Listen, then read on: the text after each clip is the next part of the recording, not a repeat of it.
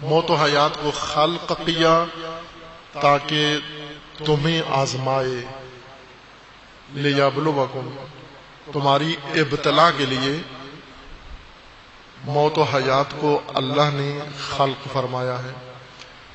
ابتلا امتحان کی ایک قسم ہے جو اللہ انسان سے لیتا ہے۔ ایک طرح کے امتحان کا نام ابتلا ہے، اسی سے بلا کا لفظ بھی ہے۔ اردو میں ڈرونی چیز کو بلا کہتے ہیں، آفت کو بلا کہتے ہیں، ایسے خوفناک کسی افتاد کو بلا کہتے ہیں جس سے انسان کی ہلاکت ہو یا نقصان ہو، لیکن عربی لفظ ہے بلا، اردو لفظ نہیں ہے، پنجابی بھی نہیں ہے، ہم اسے پنجابی میں لے آئے ہیں اور استعمال کرتے ہیں۔ بلا آ گئی ہے، یہ تو کوئی بلا ہے، بلا یعنی کوئی خوفناک چیز ہے، کوئی ڈرونی چیز ہے، کوئی افتاد ہے، کوئی آفت ہے، کوئی بیماری ہے۔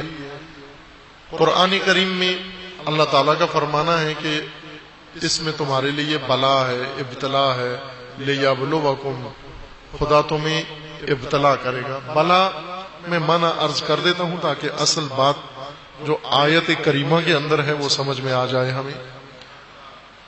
بلا کسی چیز کو استعمال کریں زیادہ کثرت سے اور استعمال کر کے اس کی حقیقت کو آپ پہچان لیں کہ اصلی ہے، نقلی ہے، کھوٹی ہے، کری ہے، پائیدار ہے، ناپائیدار ہے۔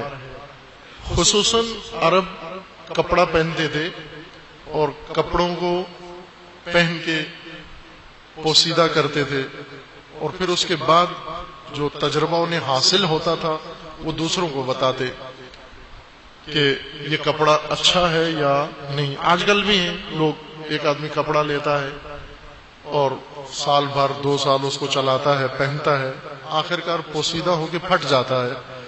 وہی کپڑا دوسرا لینا چاہتا ہے، اس سے پوچھتا ہے پہلے سے کہ آپ نے یہ کپڑا پہنا ہے، استعمال کیا ہے، آپ بتائیں کہ یہ کیسا ہے۔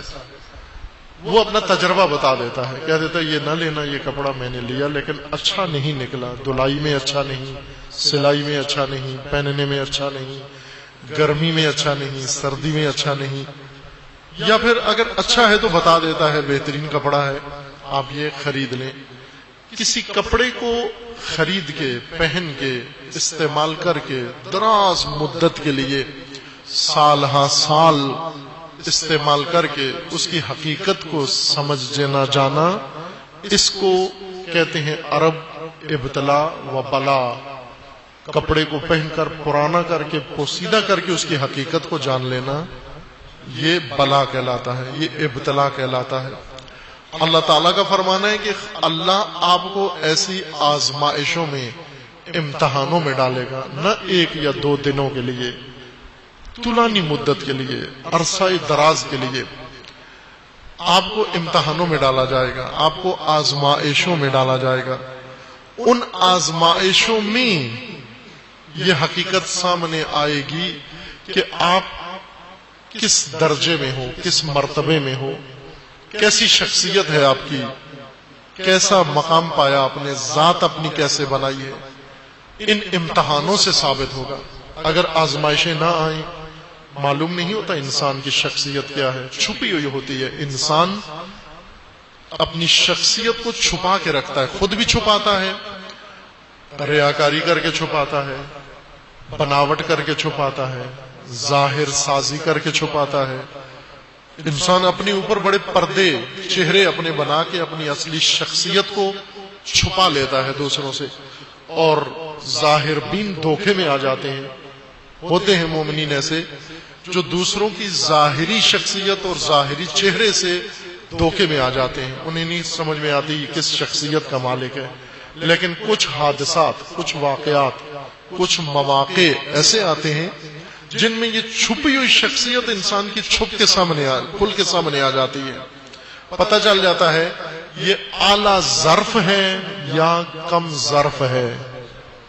بعض اوقات تو انسان بڑا ہی جنٹل مین بنا ہوتا ہے، کاروفر بنا کر لوگوں کے سامنے آتا ہے اور ریاکاری کے ساتھ اچھی گفتگو کرتا ہے، اچھے مکالمہ کرتا ہے، بناوٹ کی باتیں کرتا ہے، لیکن ایسا موقع بھی آ جاتا ہے جہاں پر اس کو بے ساختہ اپنی شخصیت کے اظہار کا موقع ملتا ہے.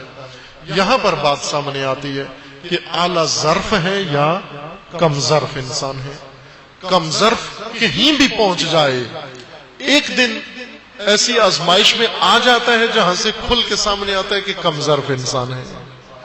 اور اعلی ظرف انسان کسی بھی حلیے میں ہو، کسی بھی، ممکن ہے فقیروں کے حلیے میں ہو، ممکن ہے گداؤں کے حلیے میں ہو، ممکن ہے مزدوروں کے حلیے میں ہو، ممکن ہے کاریگروں کے حلیے میں ہو، ممکن ہے راہ چلتے مسافروں کے حلیے میں ہو، لیکن ایک مقام ایسا آ جاتا ہے، معلوم ہو جاتا ہے بہت اعلی ظرف انسان ہے. یہ معلوم ہو جاتا ہے. بعض بناوٹ کر کے آتے ہیں، بعض نہ.